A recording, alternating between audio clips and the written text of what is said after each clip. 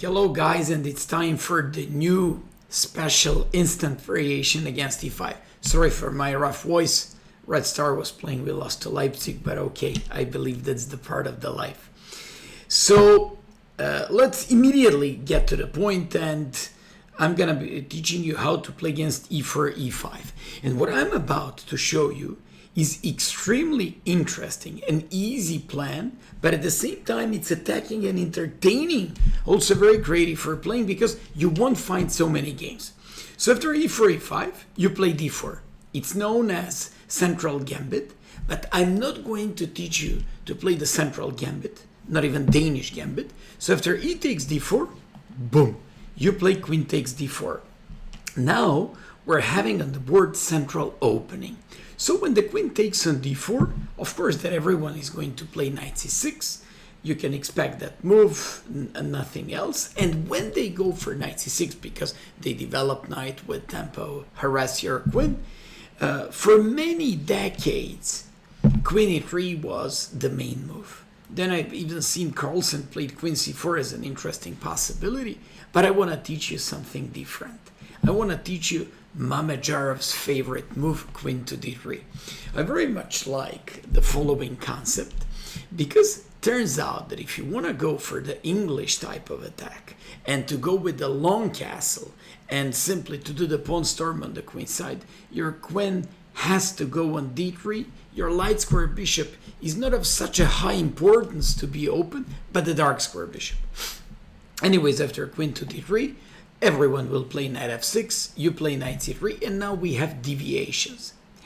Now we have deviations between bishop e7 followed by d6, bishop c5, and bishop b4. But before all these moves, I just want to show you what happens after they go with a move like d5. That's a very interesting move. And on this one, you just have to come up with bishop f4. What I'm about to tell you, you're going to like so much. On every single move, like bishop e7, like bishop c5, d6, or simply d5, your reaction has to be your bishop goes on f4.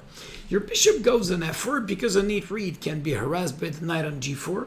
On g5, it doesn't belong there, and you also show your intentions, and they can always go with some sort of like h6, kicking your bishop away with tempo, and also they can early oppose any bishop g5 with bishop e7, and then you won't be able to see and to benefit from having the bishop g5 when the bishop is on c5 or on b4. And simply, let's go with d5. So when they go with d5, you just go with bishop f4. And now let's take a look at this one. They can go with d takes e4, and they can go with e4. If d takes e4, you take, they're going to take by knight. You take on c7. So you brought a pawn back, and somehow that pawn on e4 and a little bit weird development guarantees white better game. For example, if knight e6 with tempo, bring it here, threaten to take on f6 and on e4 at some point, not always, not immediately. Of course, complete your development with long castle and your game looks better. On bishop d7, I wouldn't go bishop takes f6 and knight e4 because then they would have some sort of like initiative for the given pawn, but I would always make long castle first. Another thing is if bishop before long castles, now bishop c3, I'm happy to see that on the board. And after knight c6, now by bringing these knights like this, I'm just having a little bit better game because that pawn on e4 could turn out to be weak or potentially weak at some point. I wouldn't bother too much about d5 things. So you just go with bishop f4, and that's nice. Almost everyone here goes with d6 and bishop e7. I'd say that happens a lot on medium level. You, of course, go with the bishop f4, d6, you play long castles, they go short castles. And here, my job as your coach has to be to give you alternatives. I'm going to give you 3 different plans. First is the one that most of you probably would do without any thinking.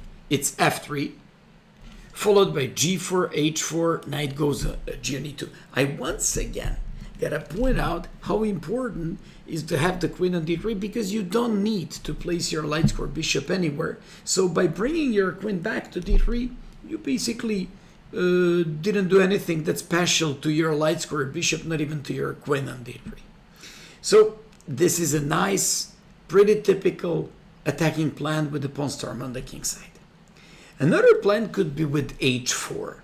By bringing this pawn to h4, you just want to push this pawn up to h6, create some weaknesses on the king side, also on the dark squares. After h4, bishop e6, you just go with h5.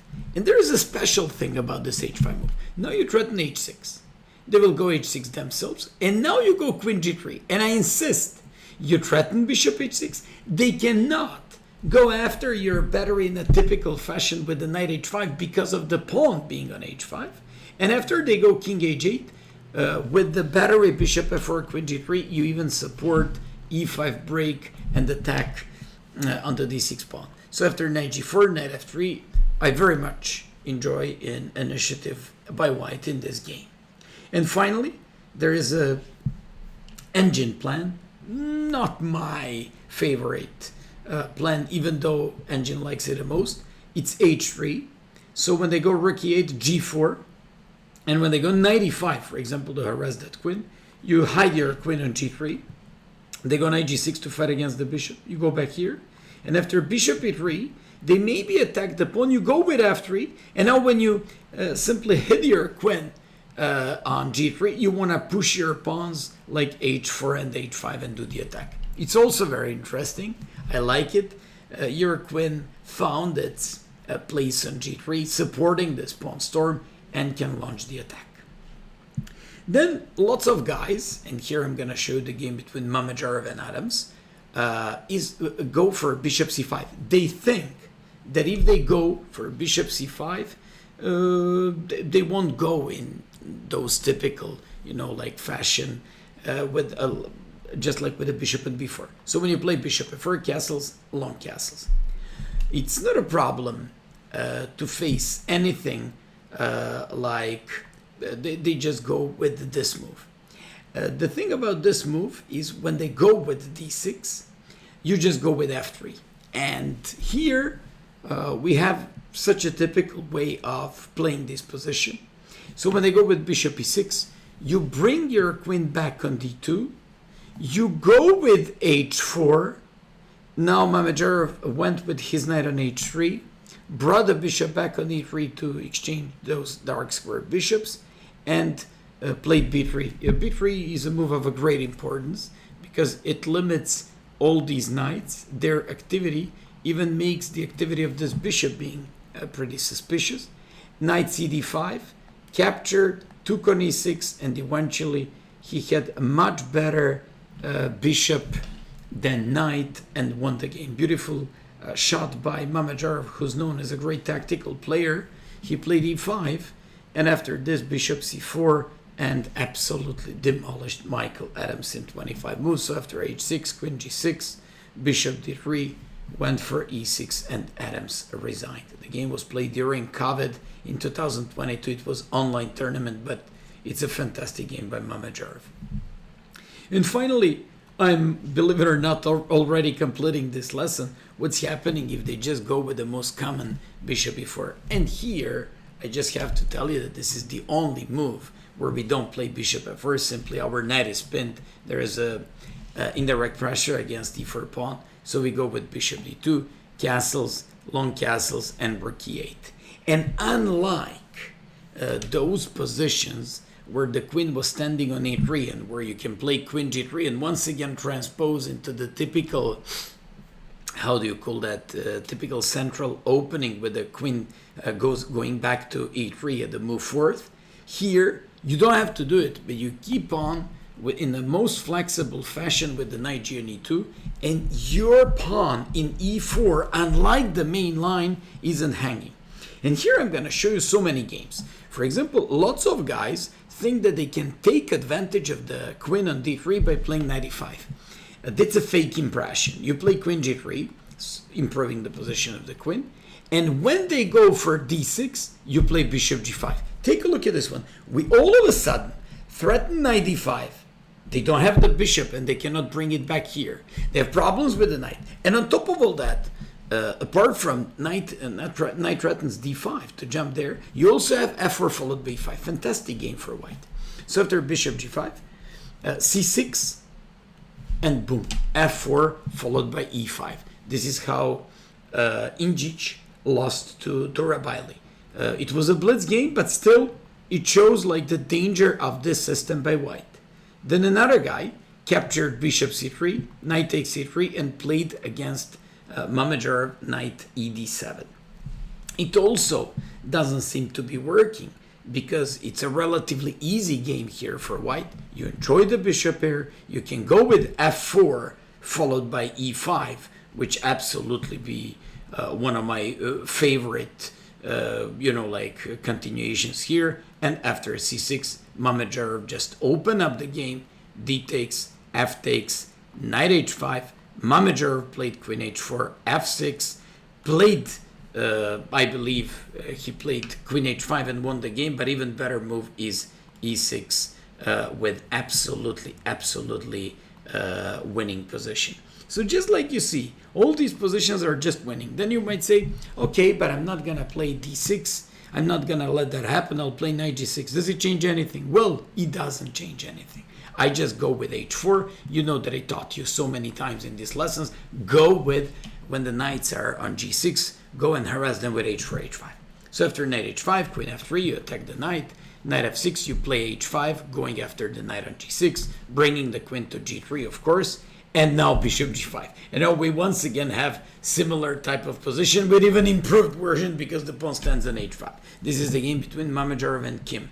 This guy played king h8. Mamedyarov tried to break there, played knight e5. The guy captured, Mamedyarov captured. And here after h takes g7 showed the guy who the boss was. And bishop was hanging, pawn was hanging, bishop f6 was hanging. And of course, Black just decided what was best for him, to resign the game. So finally, after rook e8, knight g on e2, and d6, for example, they don't want to go and simply challenge their destiny with the knight on e5 because all those things with the queen g3 actually improve our queen and also give us h4, f4 to kick that knight away.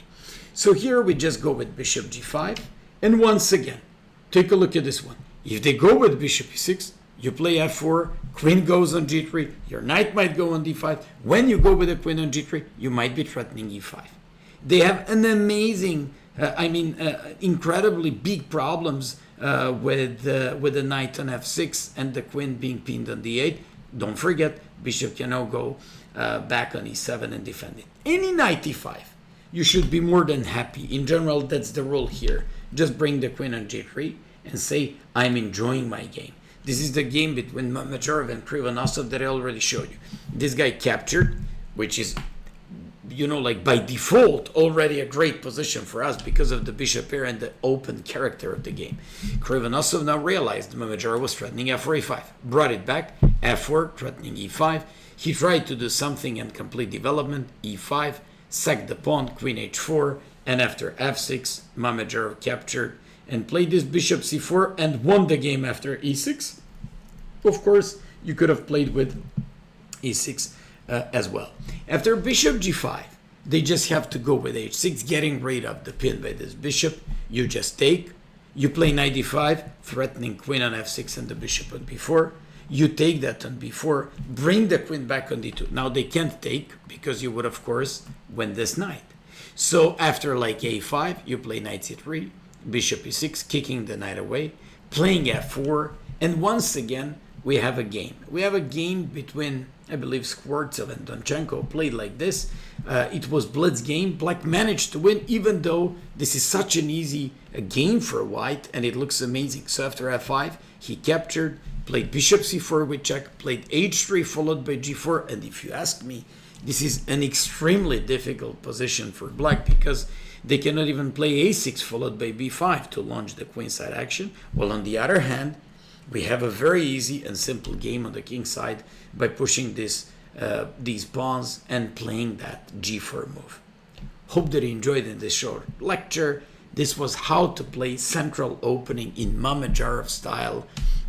Fourth move, queen to d3. Very easy plan. go enjoy, and from today just have a great results with the white pieces, and always be the one who's in the driver's seat and who attack.